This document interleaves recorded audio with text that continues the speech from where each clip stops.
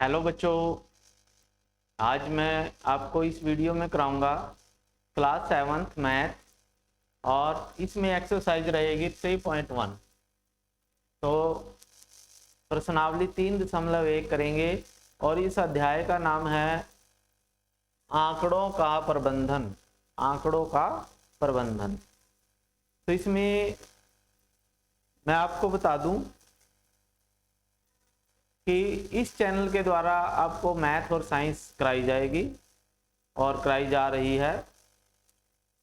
तो अगर आपको ये वीडियो समझ में आए, क्वेश्चन समझ में आए, तो आपने क्या करना है, इसको लाइक करना है, सब्सक्राइब करना है और घंटी के बटन को दबाना है ताकि आपके पास नेक्स्ट वीडियो खुद ब खुद पहुंच जाए।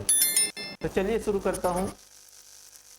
इसमें फर्स्ट क्वेश्चन है, आपकी कक्षा के किन्हीं 10 विद्यार्थियों की ऊंचाइयों का परिसर ज्ञात कीजिए। तो आपकी कक्षा में कोई 10 विद्यार्थी हैं, उनकी ऊंचाई हमने मापनी है, फुट में माप लेते हैं जैसे, और उनका परिसर ज्ञात करना है। तो परिसर क्या होता है वो भी मैं आपको समझाऊंगा क्वेश्चन के बीच में ही।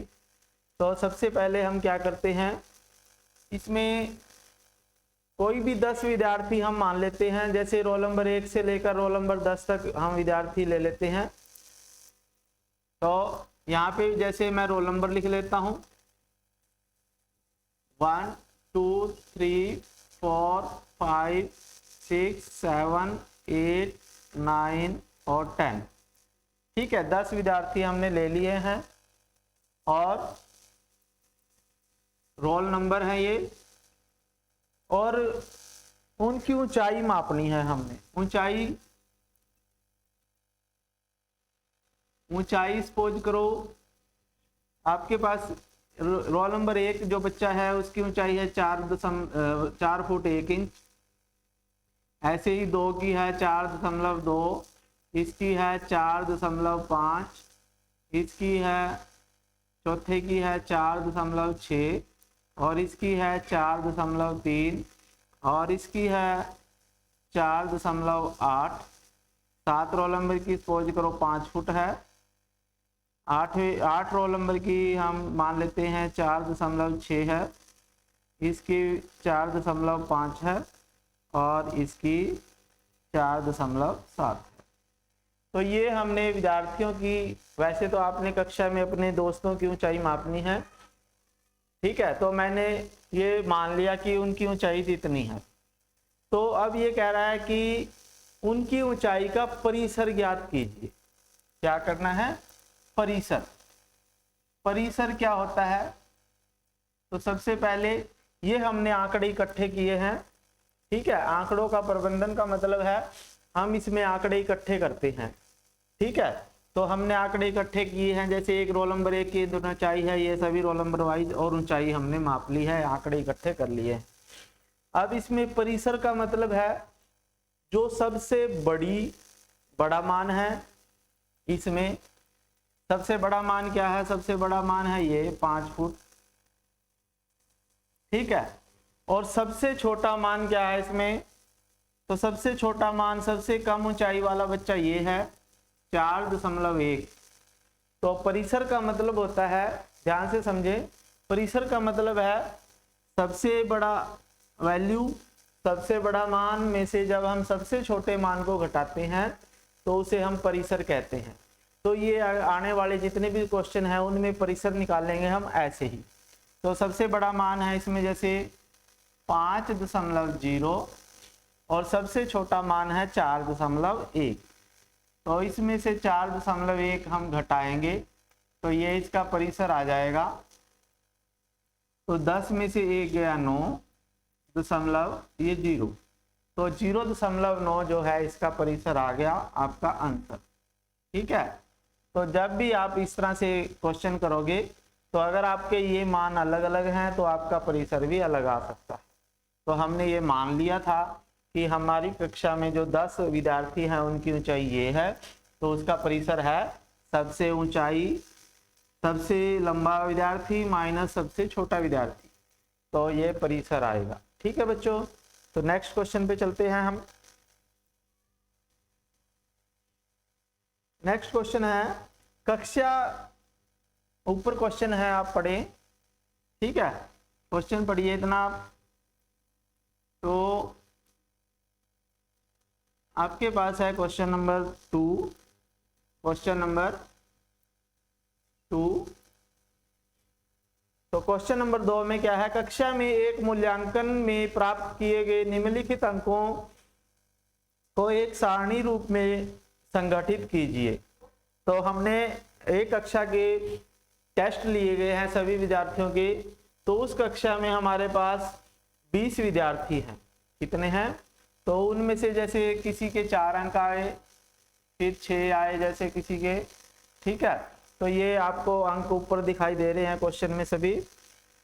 तो मैं ये कहता है कि एक सारणी बनाइए सबसे पहले। तो हम क्या करेंगे, सारणी बनाएंगे। तो सबसे पहले सीरियल नंबर लिखेंगे। सीरियल नंबर में 1 2 3 4 5 6 7 8 9 10 11 12 13 14 15 16 17 18 19 और 20, ठीक है। तो अब ये कहता है कि इसमें क्या है, एक सारणी बनाइए और अंकों को सारणीबद्ध कीजिए। अंकों को सारणीबद्ध कीजिए। तो अंकों को सारणीबद्ध हमने करना है। तो इसमें अंक लिखेंगे हम। क्या लिखेंगे? अंक। अब अंक कितने आए हुए हैं देखो। जैसे हमारे पास सबसे छोटा अंक है 1 और सबसे बड़ा अंक हम देख लेते हैं कितना है। इसमें 9 अंक आए हुए हैं सबसे ज्यादा। तो 9 तक ही लिखेंगे हम। ये जितना बड़ा अंक होता है ना वहीं तक आएगी ये सारणी, ठीक है। तो 9 तक ही आ जाएगी। तो एक अंक जो है, फिर हमारे पास 2 अंक भी है। फिर हमारे पास, अब देखो अंक लिख दिया, उसके बाद हम मिलान चिन्ह लिखेंगे। मिलान चिन्ह और बारंबारता। तो मिलान चिन्ह में क्या होगा, अब देखते हैं हम एक कितनी बार आया है इसमें। तो एक इसमें एक ही बार आया है। तो मिलान चिन्ह के लिए हम एक ऐसे लगा देते हैं, एक डंडा, और इसकी बारंबारता आई है 1, ठीक है। अब 2 देखेंगे, 2 अंक कितने विद्यार्थियों के आए हैं कक्षा में। तो कितने विद्यार्थियों के, 2 1 2, ठीक है। ऊपर देखो आप, तो 2 जो है, 2 विद्यार्थियों के 2 अंक आए हैं। तो मिलान चिन्ह में 1 और 2 डंडे हम लगाएंगे तो 2 है इसका मतलब। और बारंबारता इसकी कितनी आ गई, 2, यानी 2 बच्चों के 2 अंक आए हैं। फिर 3 अंक देखते हैं हम कितने बच्चों के आएंगे। तो 3 जो है एक ही बच्चे के आए हैं और इसकी बारंबारता 1 आ जाएगी। फिर 4 देखते हैं हम, 4 1 2 और 3 बच्चों के 4 अंक आए हैं। 4 अंक कितने बच्चों के आए हैं, 1 2 3। तो हम 3 डंडे लगाएंगे और 3 लिख देंगे यहाँ पे। 3 बारंबारता है इसकी, यानी 4 अंक कक्षा में ऐसे 3 विद्यार्थी हैं जिनके 4 अंक आए। 5 अंक कितने विद्यार्थियों के आए हैं देखो, 1 2 3 4 5। तो 5 अंक जो आए हैं वो 5 विद्यार्थियों के आए हैं। तो 5 विद्यार्थी कैसे लिखेंगे, 1 2 3 4। तो 4 तक तो हम 4 डंडे लगाते हैं और 5 लिखने के लिए हम ऐसे लगा देते हैं। तो इसका मतलब है 1 2 3 4 और ये ऐसे डंडा 5, ठीक है। तो 5 विद्यार्थियों के नंबर आए हैं 5। फिर हम 6 देखते हैं कितने विद्यार्थियों के आए हैं। तो 6 आए हैं, 1 2 3 4। तो 6 अंक आए हैं आपके पास, 1 2 3 4 विद्यार्थियों के आए हैं। तो 4 लिख देते हैं, ठीक है। तो फिर उसके बाद 7 नंबर कितने बच्चों के आए हैं? 7 नंबर। तो 7 नंबर कितने बच्चों के आए हैं? तो 7 देख लेते हैं कितनी बार आया है। एक ही बार, 2 बार आया है 7। तो 1 2 2 बच्चों के आए हैं 7 नंबर। और 8 नंबर कितने बच्चों के आए हैं? तो 8 नंबर किसी एक बच्चे के आए हैं। एक बच्चे के आए हैं तो 1 लिख देंगे। और 9 अंक कितने बच्चों के आए हैं? तो 9 अंक दिखते हैं कितने बच्चों के? तो 9 अंक एक बच्चे के ही आए हैं। ठीक है, तो 1 लिख देंगे। ठीक है बच्चों, तो इसमें हमारे पास ये क्वेश्चन आगे पूछ रहा है। इसमें ये तो हमने इसकी सारणी बना दी है। ठीक है, क्या बनाई है? इसकी सारणी। तो उसके बाद इसमें क्वेश्चन दिए हुए हैं जो सबसे बड़ा अंक कौन सा है? सबसे बड़ा अंक इसमें कौन सा है? तो सबसे बड़ा अंक जो है 9 है। क्या कौन सा है? सबसे बड़ा अंक 9 है इसमें, क्योंकि सबसे ज्यादा अंक 9 आए हैं। तो पहले का आंसर आ जाएगा इसमें 9।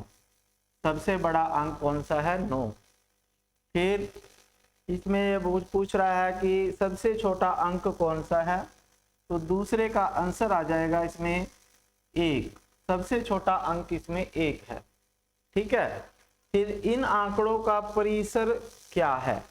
इन आंकड़ों का परिसर, तो चौथे में इसने बोला है परिसर। परिसर का मतलब क्या होता है? अभी मैंने पिछले क्वेश्चन में आपको बताया था। तो जो सबसे बड़ा मान है 9 और सबसे छोटा मान है 1, तो 9 में से 1 को हम घटा देंगे तो हमारे पास आ जाएगा परिसर 9 - 1 = 8। ठीक है, अब ये कह रहा है इसका माध्य ज्ञात कीजिए। इसका माध्य ज्ञात करना है। तो माध्य ज्ञात करने का मतलब क्या होता है?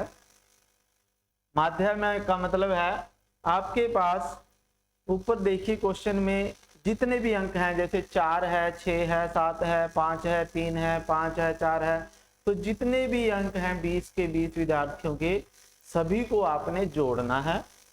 ठीक है, तो माध्य इसमें है आपके पास। थर्ड क्वेश्चन का था ये, इसके थर्ड था भाग। ठीक है, और फोर्थ भाग में माध्य निकालना है। माध्य का मतलब क्या होता है ये आपको पता होना चाहिए।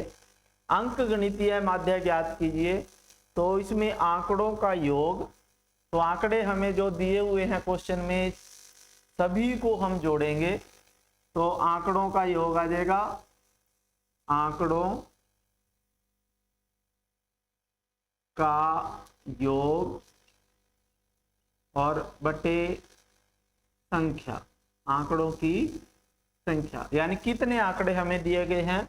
तो अगर हम इन सबको जोड़ें तो जोड़ने का मतलब है 4 + 6 + 7 + 5 + 3 + 4 और 5, ये सभी को हम ऐड करें तो इन सबको जोड़ें तो हमारे पास योग आ जाता है इनका 100। और कुल आंकड़ों की संख्या है हमारे पास, वो है 20। 20 बच्चों के नंबर हैं ये, तो इसको 20 से भाग देंगे हम तो हमारे पास आंसर आ जाएगा इनका माध्य। 0 से 0 भाग देंगे और 2 पंजे 10, 5 इसका आंसर आ जाएगा माध्य। ठीक है, तो हमारे पास तीनों के 3 आंसर आ गए हैं। ठीक है बच्चों, तो ये आपके पास देखो सबसे बड़ी संख्या 9 है, इनमें सबसे छोटी संख्या 1 है। परिसर है, सबसे बड़ी में से सबसे छोटी घटाएंगे 8। और माध्य होता है आंकड़ों का योग बटे आंकड़ों की संख्या। और जब सभी अंकों को हमने जोड़ दिया तो वो 100 आया और 20 से भाग देंगे क्योंकि इनकी संख्या 20 है और 5 इसका आंसर आ जाएगा। फिर आपके पास थर्ड क्वेश्चन है, तो थर्ड क्वेश्चन करते हैं अब हम। Question number 3।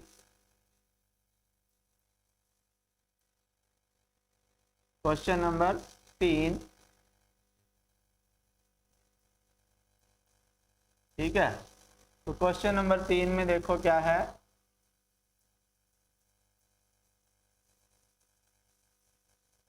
प्रथम 5 पूर्ण संख्याओं का माध्य ज्ञात कीजिए। तो प्रथम 5, पहली 5 पूर्ण संख्याएं लिखो। तो पहली 5 पूर्ण संख्याएं होती हैं 0, 1, 2, 3, 4। तो पूर्ण संख्याएं 0 से शुरू होती हैं। 1, 2, 3, 4, 5, 5 पूर्ण संख्याएं हो गई हैं। तो इनका माध्य निकालना है। माध्य, तो माध्य का क्या मतलब है? आंकड़ों का योग, आंकड़ों का योग बटे आंकड़ों की संख्या। आंकड़ों का योग बटे आंकड़ों की संख्या। तो आंकड़ों का योग देखो, इन सबको जोड़ेंगे। 0 जमा 1 जमा, तो ये लिख देता हूं 1 जमा 2 जमा 3 जमा 4 और जमा 0। तो 0 आप लिखो ना लिखो। और कितने हैं ये? 1, 2, 3, 4, 5। तो 5 है तो 5 लिख दिया। तो अब हम इनका योग करते हैं जब, तो इनका योग आ जाता है 10। 4 और 3 7 और 3 10। तो ये आ जाएगा 10 बटे 5। तो ये 10 को 5 से भाग देते हैं तो इनका माध्य 2 आ जाएगा। तो ये आपका आंसर आ जाएगा 2 माध्य। ठीक है बच्चों। फिर उसके बाद है आगे 4th क्वेश्चन। तो 4th क्वेश्चन में क्रिकेट ने ये किसी क्रिकेट खिलाड़ी ने 8 पारियां खेली हैं। तो उनमें से रन बनाए हैं उसने। तो माध्य स्कोर या रन ज्ञात कीजिए। तो माध्य निकालना है इसका भी। तो माध्य का फार्मूला है हमारे पास, क्वेश्चन नंबर 4 है ये। तो क्वेश्चन नंबर 4 है।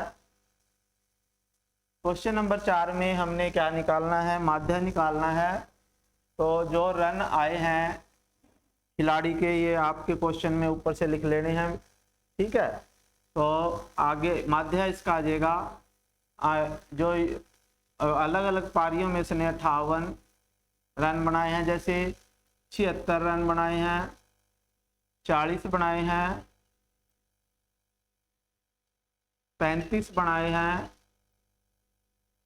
46 और एक पारी में उसने 0 रन बनाए हैं और एक में 100 रन बनाए। तो इन आंकड़ों का योग, माध्य, जब माध्य का फार्मूला होता है आंकड़ों का योग बटे आंकड़ों की संख्या। और आंकड़ों की संख्या कितनी है? जितनी उसने पारियां खेली हैं। कितनी खेली हैं? 8। तो ये 8 आ गया। तो जब हम इन आंकड़ों को योग करेंगे, इन सबको जोड़ेंगे, तो इसके पास हमारे पास जोड़ आ जाएगा 400। तो ये 400 को 8 से भाग देना है तो ये आ जाएगा 50। तो माध्य जो आ गया 50 आ गया। यानी एवरेज जो है उसकी 50 रन की एवरेज आई। एवरेज इंग्लिश में बोलते हैं। माध्य का स्कोर का मतलब है कि उसने कितना एवरेज निकाला। ठीक है बच्चों। फिर उसके बाद अगला 5वां क्वेश्चन है आपके पास।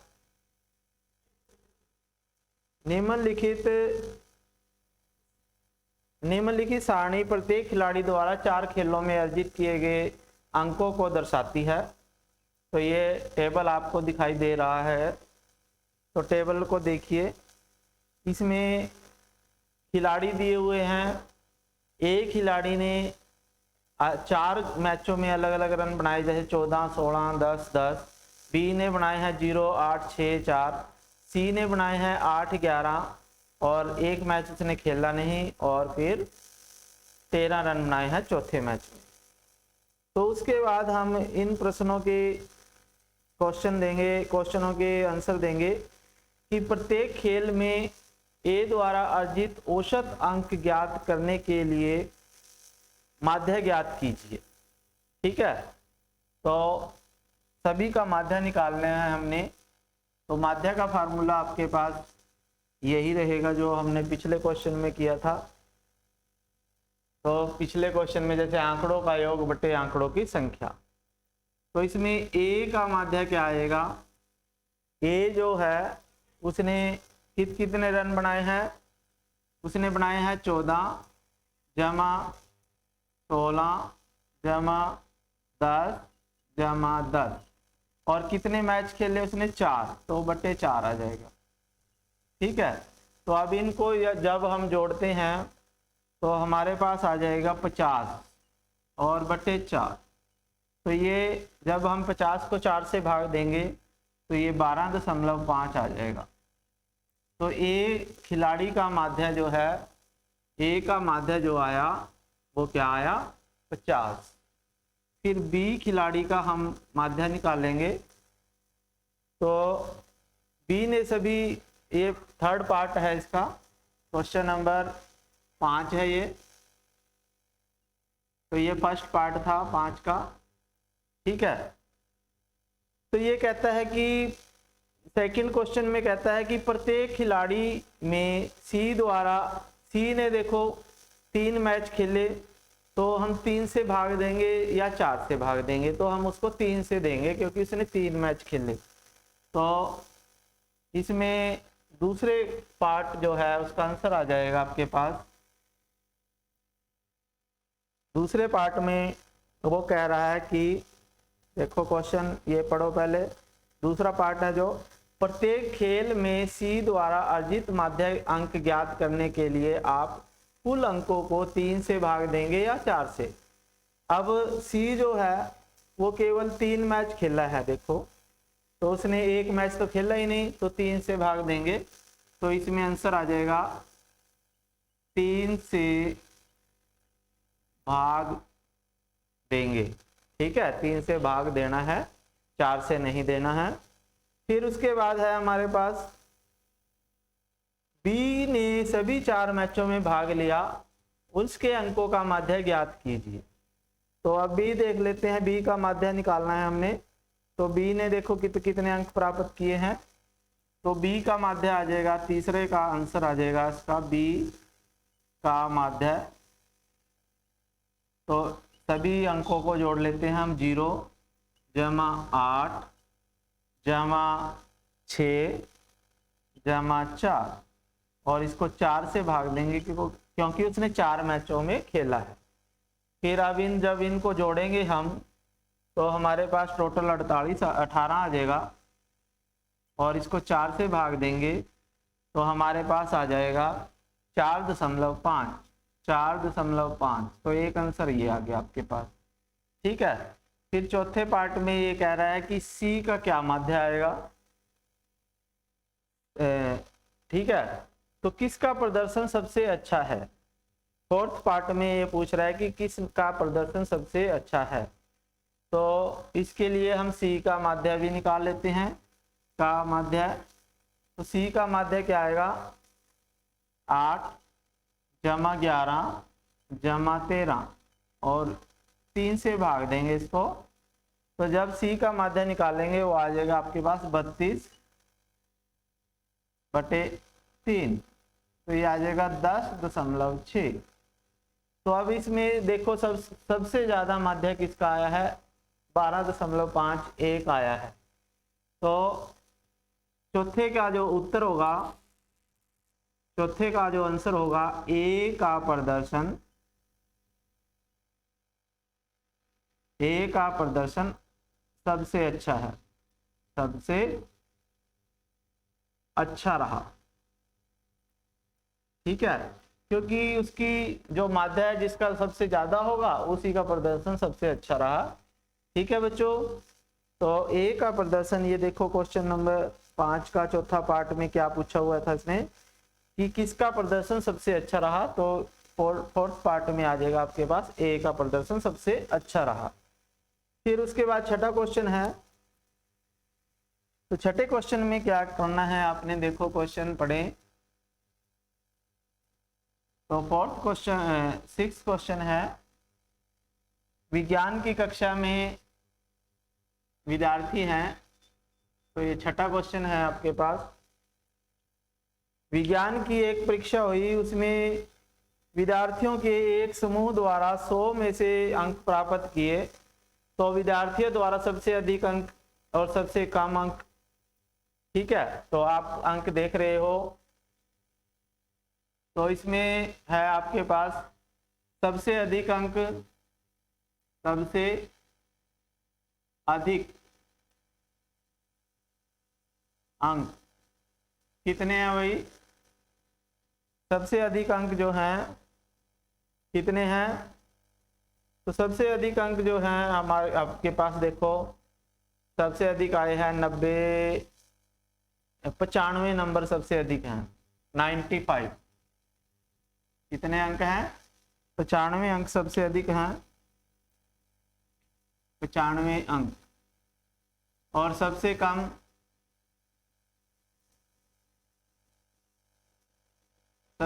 अंक कितने आए हैं? तो वो आए हैं 39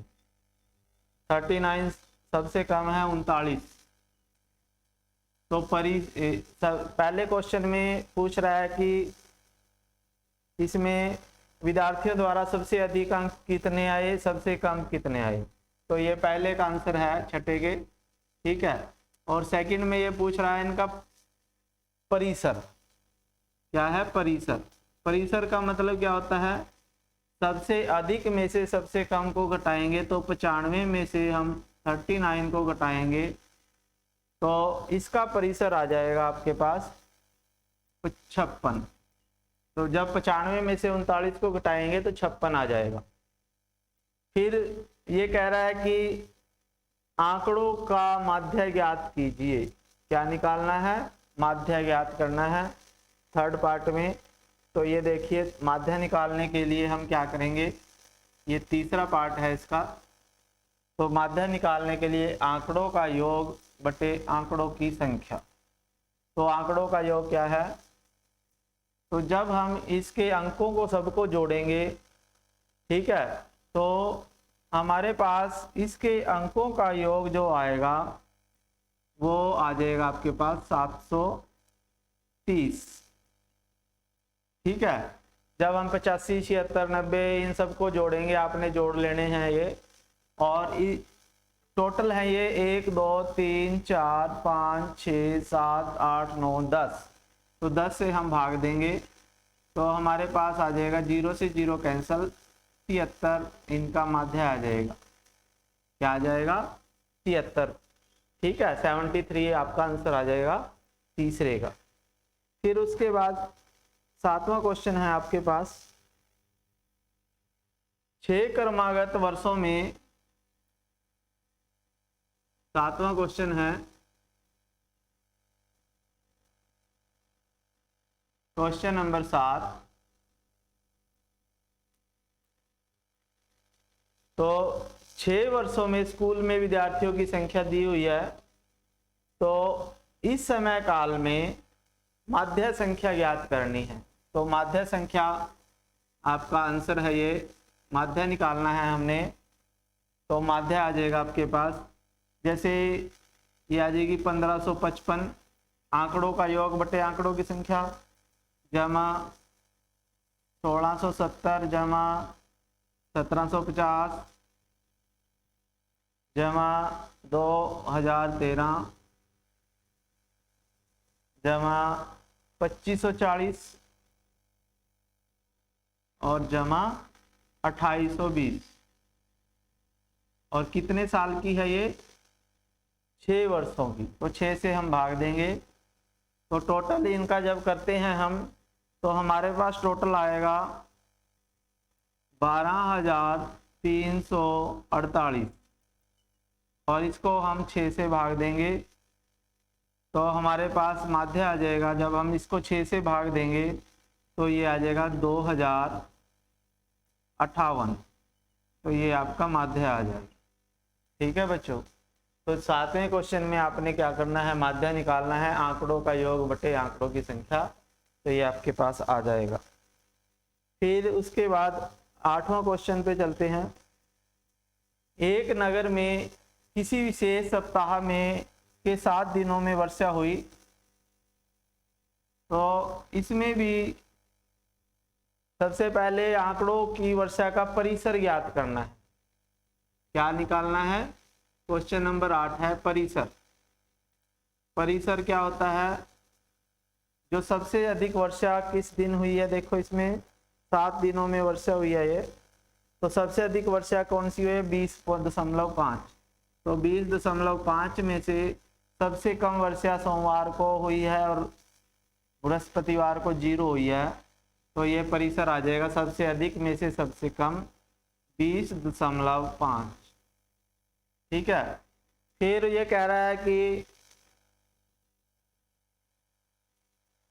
इस सप्ताह की मध्य वर्षा निकालनी है। क्या निकालनी है? माध्य निकालना है इनका।